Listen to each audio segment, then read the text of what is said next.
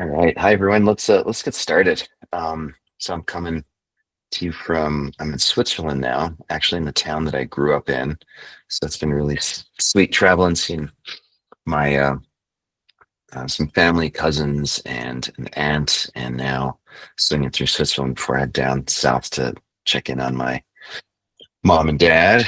And yeah, so it's been a trip down memory lane for me, which is always interesting. I haven't been here in probably 30 years or more. So um, anyway, and today, Switzerland and Germany, one of the things that's really been standing out for me is it's so clean here. Like it really is noticeably like there's no trash, there's no plastic bottles or cups or straws or just stuff on the sidewalks or on the roads. It just doesn't happen.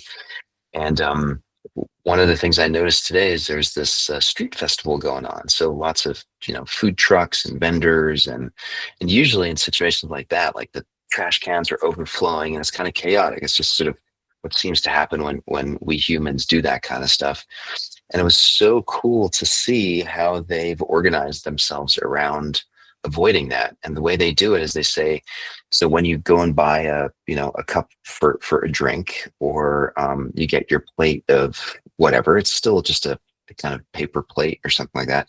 But they basically make you pay 2 francs extra, and then they give you this little like chip. It's almost like a casino chip, and they say, if you bring this back to us, we'll give you 2 francs back. But you got to bring your paper plate or your plastic cup or whatever it is that you were using, and that's their way of making sure that everyone's invested in bringing their stuff back and kind of keeping the trash more organized. I just thought it was such an ingenious way of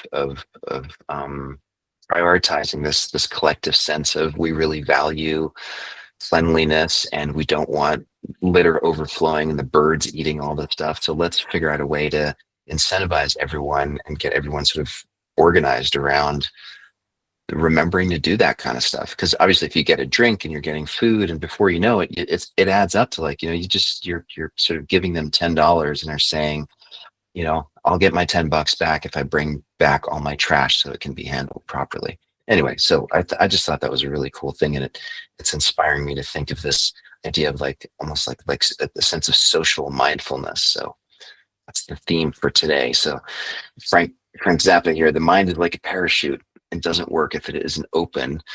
And the reason I'm using that quote is just think about like things that we really value in our lives and in our communities. Like, what are creative ways of making that kind of stuff happen? I was trying to imagine, would it be possible to do, what I just witnessed here? Would it be possible to do that at like the Fairfax Festival or some other place? Like, would people be irritated by having to sort of park, an extra $5 to $10 for you know, for their sort of cups and plates and things like that? I don't know if it would work. Like if our community is in that place to be willing to do that. So anyway, so today, this idea of mindfulness, it's a state of clear, non-judgmental and undistracted attention to the contents of consciousness. And so I thought today, let's explore this idea of contents of consciousness a little bit and yeah, see what comes up. So go ahead, close your eyes. Let's get going. Just start by noticing the seat that's supporting you. I'm guessing most of you are sitting in a seat, whether it's your car seat or your couch or your front stoop. And just notice the solidness of the seat and how it's holding you up. So a reliable mechanism to give you some comfort. So right there, it's like we value comfort and being able to sit down. And so we make it happen. We organize having seats or places to sit down and be comfortable to make that happen in our lives.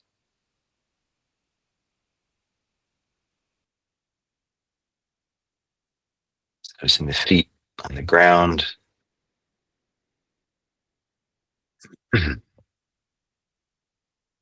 hamstrings and the glute and the lower back in the chair.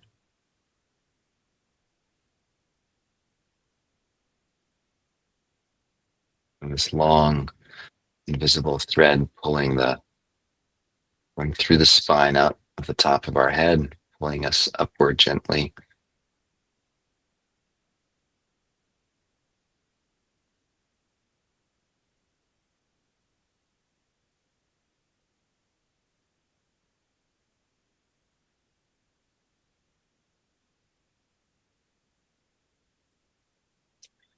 And then sort of tapping into this sense of awareness of the contents of consciousness and the preferences that we all have. Maybe sort of access that by thinking back to some situation that you were in where you found people around you or just the situation in general not to your liking. So I don't know, maybe it was at the airport, maybe it was in in a busy street, some situation where you're kind of looking around going like, gosh, this could be different. Like this just feels too chaotic or too disorganized, or maybe it was even a little bit dangerous. It's something where you just sort of notice yourself, yeah, being critical of how things were set up and how they were being handled.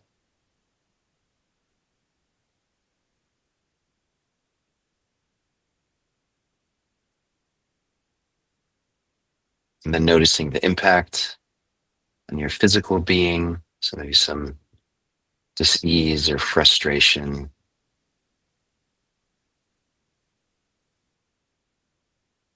that feels like in the body.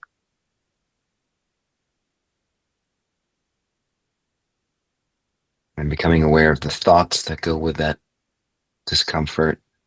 So what are the judgments there? They shouldn't be doing that, or it'd be so easy if we just did something differently. Whatever the equivalent of that is for you, notice if you can bring some language to that.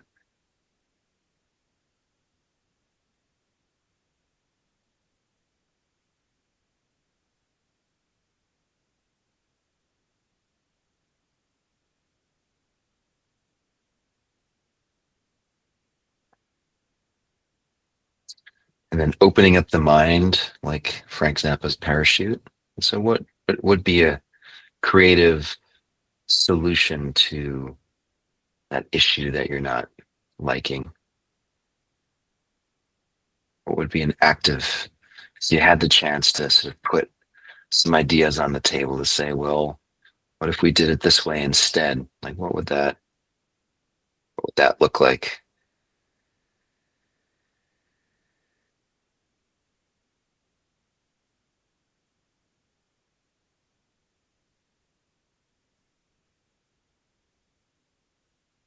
So truth is we all have preferences.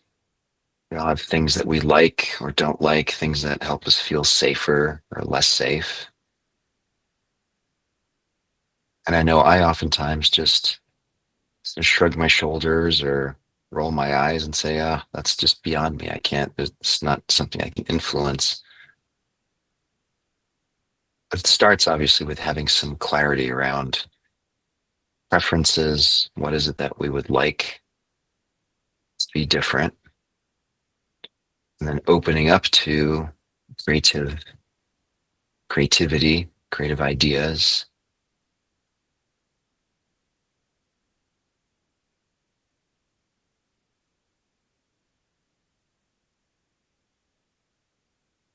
Of course, the final step and the hard step is, okay, then what? Who do I talk to? What do I do about it?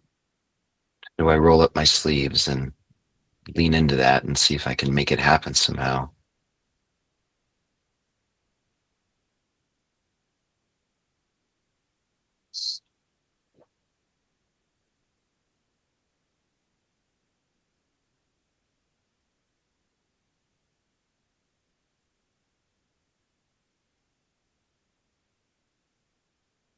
But we can't really make any of those changes if we're not aware what's going on or what it is that we would like to change. And so it really starts with just slowing down, becoming really cognizant of what in my life could be working better, what my community could be working better. Am I willing to put the energy and time into changing that?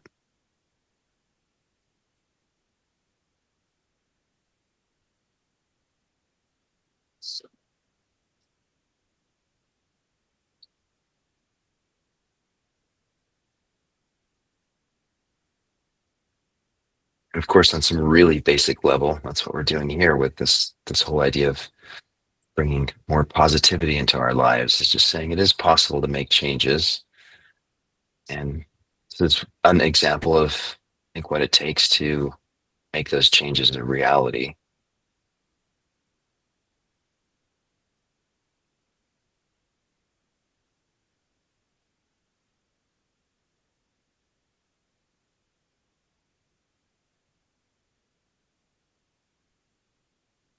And whatever you're connecting with there, imagine yourself just leaning into it ever so slightly throughout the rest of the day and bringing whatever that creative, open minded energy is to saying, yeah, this is important to me. So let me see if I give it some more time and space and energy, I can help that change take place.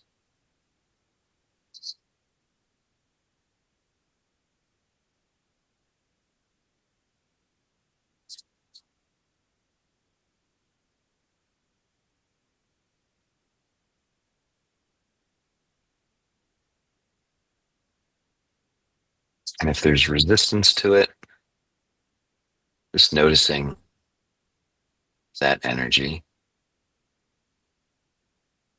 just being open to that as well. Whatever whatever that might be, just acknowledging it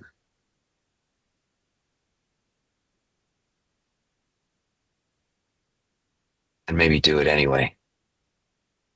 Go ahead and take a deep breath in. Long, slow exhale through the mouth, relaxing the shoulders, the hands, the belly, the feet. Hold the out breath for 5, 4, 3, 2, 1. In through the nose, slow out breath through the mouth.